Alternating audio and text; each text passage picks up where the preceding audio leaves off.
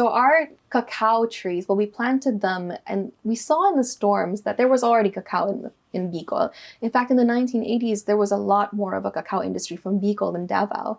But over time, I think there was a breakdown in the supply chain or the markets for cocoa from Bicol. And we were just really looking to revive it. After the storms, we noticed that they survived a little bit better. They recovered faster. They were starting to grow their pods and their leaves back. And there's also a huge industry and market for chocolates. I mean, who doesn't love chocolate? So now we're looking to plant more cacao trees and revive that industry in a more sustainable way so that farmers have better access to markets, but also are able to make their own chocolates themselves. And I think the flavor profile is a little bit nutty. There's some coconut notes to it. I don't know if it's because we grow with coconuts or just because of the way it's grown. And it also depends per season. So during this time of year, it's different versus an earlier harvest.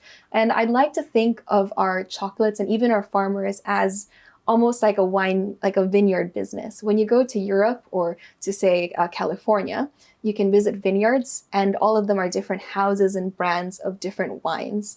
And we want to do the same for chocolates, where you can visit an agroforest and see how it's grown and visit the farmers and sample their brands of chocolates. Because every farmer has a different flavor of profile of the chocolates that they grow as well. And it's incredible to see it, growing. Have you found a market here in Manila?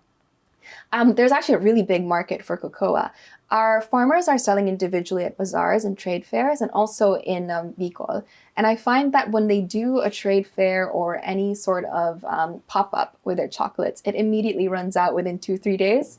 So it's more of a question of our supply because it runs out so fast and there's such a huge demand of it. So there is a huge market in Manila. We're just slowly trying to build up our chocolate capacity to keep up with it.